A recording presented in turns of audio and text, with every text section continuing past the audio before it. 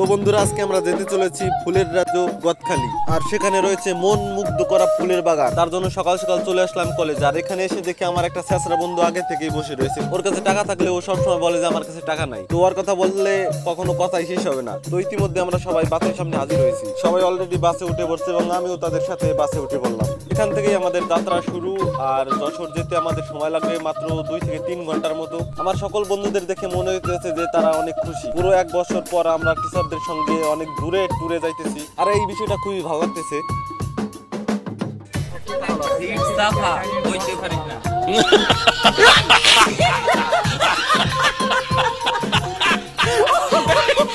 তো বন্ধুরা সকাল 9টায় আমরা গোপালগঞ্জ থেকে বাস ছাড়ছি। আর বাসে আমরা ক্লিয়ার সাউন্ড সিস্টেম উঠাইছি যাতে আমাদের চিল করতে সুবিধা হয়।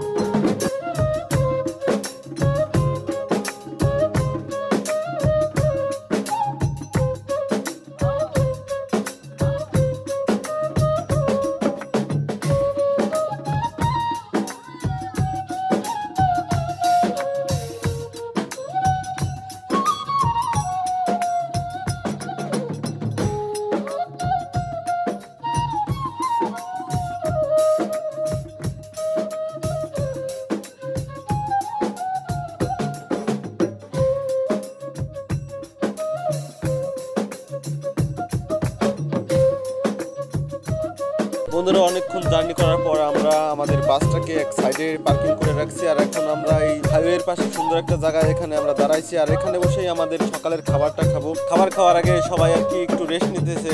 জার্নি করার সবাই আর কি ক্লান্ত। বন্ধুরা আমাদের সকালের খাবারের মেনুতে আছে ভুনা খিচুড়ি এবং ডিম। আমি আবার ডিম সেদ্ধ খাইতে পারি না, যদি ভাজি হইতো তাহলে বিষয়টা ভালো হইতো। খাবারটা খুবই সুস্বাদু হয়েছে। আর এমনিতে আমাদের খাবারটা খাইতে প্রায় 10টার মতো বাইজে গেছে। ক্ষুধাও লাগছিল প্রচুর পরিমাণে। বন্ধু কেমন আছে? একদম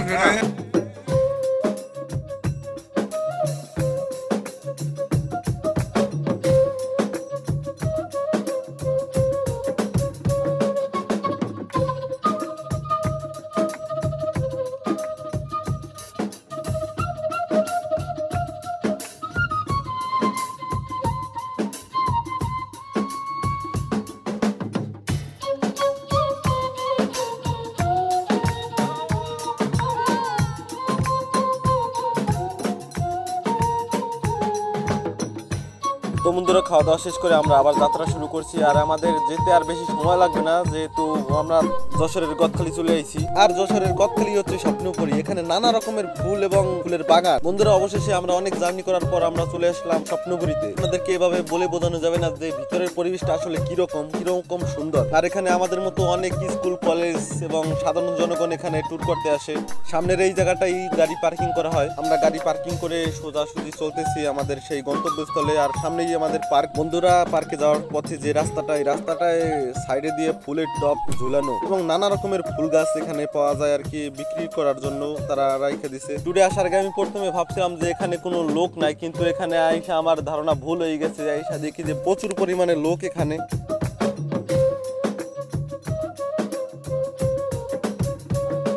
অবশেষে অনেক হাঁটাহাঁটির পর আমরা প্রথম পার্কের সামনে চলে আসলাম। আর এখানে আইসা যেহেতু আমরা সবাই একসঙ্গে এখানে আসি নাই, তার কারণে স্যার আমাদের বলতেছিলেন যে সবাই একসঙ্গে হোক, খাওয়া দাওয়ার পরে সবাই একসঙ্গে এই পার্কে ঢোকা যাবে, তোমরা অন্য পার্কে ঘুরতে পারো। তাই আমরা প্রথম পার্কে না ঢুকে দ্বিতীয় পার্কে চলে আসলাম। আর এখানের টিকিটের মূল্য হচ্ছে মাত্র 50 টাকা। টিকিট নিয়ে আমরা ঝটপট ভিতরে ঢুকে পড়লাম। আর ভিতরে ঢোকার সঙ্গে সঙ্গে আমাদের সামনে একটা একুরিয়াম বেজে গেল। আর একুরিয়ামের ভিতরে কিছু ভিন্ন ধরনের মাছ এখানে ছাড়া আছে। আর সবাই আর কি ওইটাকে নিয়ে মজা মজা করতেছে এবং দেখতেছে। অবশেষে আমরা ফুলের দেখা পাইলাম। আর এখানে যে কি ফুল সেটা আমি জানি না, আমার জানা নাই যে এটা কি ফুল। আর তোমাদের যদি জানা থাকে যে এটা কি ফুল তাহলে অবশ্যই কমেন্ট বক্সে জানিয়ে যাবা। তারপর আমাদের সামনে বেজে গেল ছাতা। আর এই ছাতা আমাদের টোটালি পরা রয়েছে, ভিন্ন ভিন্ন ধরনের কালারের ছাতা এখানে ব্যবহার করা হয়েছে। অনেক সুন্দর লাগতেছে বিষয়টা। আর ভিতরের পরিবেশটা আসলেই মন মুগ্ধকর। দিনের বেলা যতটা সুন্দর লাগে তার চেয়েও বেশি সুন্দর লাগে রাত্রিবেলা। প্রতিটা গাছে গাছে আর কি লাইটিং দেওয়া থাকে, সেই সময় যতটা সুন্দর লাগে তা আসলে বলে বোঝানো সম্ভব না। এখানের কিছু কিছু গাছে লাভ লাগানো আছে, আর এটাই হচ্ছে ভালোবাসার একটা প্রতীক। যারা যারা আমাদের চ্যানেলটি সাবস্ক্রাইব করেননি তারা অবশ্যই আমাদের চ্যানেলটি সাবস্ক্রাইব করে রাখবেন। তারপর আমাদের সামনে বেজে গেল একটা চাঁদের পরি, মানে একটা চাঁদের পরি। ক্যামেরা যতটা সুন্দর লাগে কিন্তু ভিতর থেকে ততটা সুন্দর না। অনেকক্ষণ হাঁটাহাঁটির পর আমরা আবার একটা ফুলের বাগানে চলে আসলাম। এখানে আবার নানান রকমের ফুল, একই ফুল মনে হইতেছিল, কিন্তু এক ফুল না, দেখতে একই রকম লাগে কিন্তু ভিন্ন ভিন্ন ফুলই হবে। আর বন্ধুরা পার্কের সাইড দিয়ে যত জায়গা সেখানে সবই ফুলের বাগান, গোলাপ ফুল আরো সূর্যমুখী ফুল, বিভিন্ন ধরনের ফুলের বাগান আর কি এখানে রয়েছে।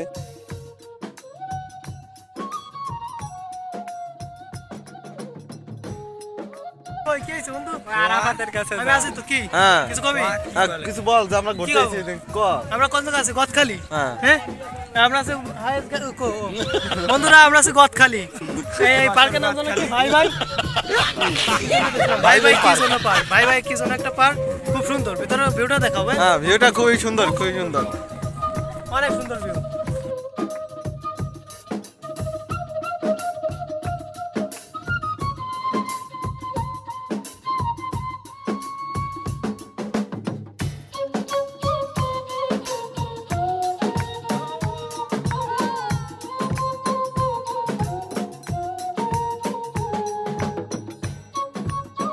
তো বন্ধুরা আমরা দ্বিতীয় পার্কটা ঘোরা শেষ করে আমরা আসছি দুপুরের খাবারটা খেতে।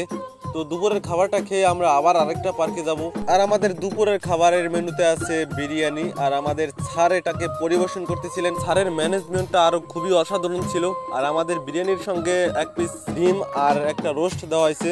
বিরিয়ানিটা অনেক সুস্বাদু ছিল। আমি ভাবছিলাম যে এখানে এসে আমাদের রান্না করে তারপর খাওয়া লাগবে, কিন্তু স্যারেরা আগে থেকেই এখানের একটা হোটেল থেকে খাবারগুলো নিয়ে নিছে। খাবারটা যদি এখানে রান্না করে খাওয়া হতো তাহলে বিষয়টা অনেক ভালো হতো। খাবারের শেষে আমাদের একটা মজো দেওয়া হয়েছে। বন্ধুরা দুপুরের খাবার শেষ করে আমরা সেই প্রথম পার্কটায় চলে আসছি, যেখানে স্যার আমাদের বলছিল যে তোমরা এই পার্কটা বাদে অন্য পার্কে ঘুরতে পারো। তো স্যার আমাদের টিকিট দিয়ে দিলেন। আমাদের দুজনের একটু লেট হওয়ার কারণে আমার সকল বন্ধুরা আগে থেকেই ভিতরে ঢুকে পড়ছে। তো আমরাও ঝটপট ভিতরে ঢুকে যাই। তো চলুন আমাদের সাথে ভিতরে কি আছে আমরাও দেখার জন্য খুবই আগ্রহী। তো বন্ধুরা ভিতরে ঢোকার সঙ্গে সঙ্গে আমাদের সামনে বেজে গেল একটা ফুলের প্রজাপতি। আর এই প্রজাপতিটা অনেক দূর থেকে দেখা যায়। প্রজাপতির এই যে শাড়িটা, এই শাড়িটা অনেক দূর পর্যন্ত চলে গেছে। আর এই প্রজাপতিগুলো বিভিন্ন ধরনের ফুল পাতা এবং লাইটিং দিয়ে সাজানো। রাত্রে এই সবচেয়ে বেশি ভালো লাগে এইটা। আর বন্ধুরা এখানে একটা বড় কথা হলো যে এখানে ছেলেদের চাইতে মেয়েদের সংখ্যাই বেশি, কারণ ফুল ছেলেদের চাইতে মেয়েরা একটু বেশি ভালোবাসে। তো বন্ধুরা সামনের দিক কি করতে করতে আমাদের সামনে আরেকটা নতুন আশ্চর্যমূলক একটা জিনিস বেঁধে গেল। আর সেটা হচ্ছে একটা স্ট্যাচু, যেটা অনেক ধরনের পাথর দিয়ে তৈরি, যার সামনে একটা পুকুরের মতো আছে এবং পিছন দিকে পাহাড়ের মতো ঝর্ণা তৈরি করা আছে। আর এই স্ট্যাচু দর্শনার্থীদের মন কেড়ে নিয়েছে, কিন্তু আসলে এটা তেমনও ভালো ছিল না। বন্ধুরা পার্কের ভিতরে আমার সবচেয়ে বেশি ভালো লাগছে যে এখানে দুইটা জায়গায় বসার জন্য ম্যানেজমেন্ট করা হয়েছে। এই বিষয়টা আসলেই অনেক ভালো লাগছে আমার। আর এখানে এসে আমরা কিছুক্ষণ রেস্ট নিলাম। তারপরে আমরা চলে আসলাম ফুলের বাগানে। আর এখান থেকে আমরা কিছু ফুল নেব। ফুল কত করে? 5 টাকা পিস। 5 টাকা করে পিস, কম কম নেই। অনেক দাম। তুমি কই জানো? 10টা নিলেও 100টা নিলেও 500 টাকা। ও সেই যে গান আমি 20 টাকা মতো। হ্যাঁ দুইজনে দাও। আমি দুজন আপনারা করে নিব। হ্যাঁ আচ্ছা ঠিক আছে। আমরা এই আঙ্কেলের কাছ থেকে অনুমতি নিয়ে তার বাগানের ভিতরে ঢুকছি আমরা। আর এখানে সবই হচ্ছে গোলাপ ফুলের গাছ। বাগানে ফুল আছে কিন্তু সেটা সেরকম ভাবে বোঝা যায় না ক্যামেরায়। ফুল কি কাল কি ভালো থাকবে? আপনি এক সপ্তাহ নিম্ন এক সপ্তাহ একটু ই করে যাবে না, প্রসেসিং মানে বাঁধবে। হ্যাঁ হ্যাঁ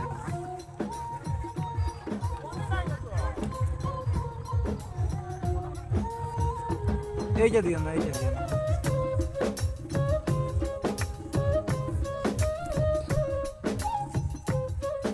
আপনারা এই ফুলের চাষ কত বছর ধরে করতেছেন? আমার এই গোলাপ বাগানে বয়স 8 বছর হ্যাঁ। আর আমরা ফুলের চাষ করছি আজ 30 বছরের উপরে। ও। আরো অন্য হ্যাঁ হ্যাঁ আমার বাবা করে গেছে এবার আমরা করছি এই ফুল আমার আরো অন্য ফুল আছে। তো বন্ধুরা এই আঙ্কেল গত 30 বছর যাবত গোলাপ ফুলের চাষ করতেছেন। তারা এই গোলাপ ফুলের বাগান ছাড়াও আরো অন্যান্য ধরনের ফুলের বাগান আছে আর কি। যশোরের গদখালি হচ্ছে ফুলের জন্য বিখ্যাত। এখানে সবজি চাষ, ধান চাষের চাইতে বেশি ফুলের বাগানই করা হয়। আর এটাকেই বলে প্রকৃতির আরেকটা সৌন্দর্য। অনেক পরিশ্রম দ্বারা এই ফুলগুলো তৈরি করা হয়।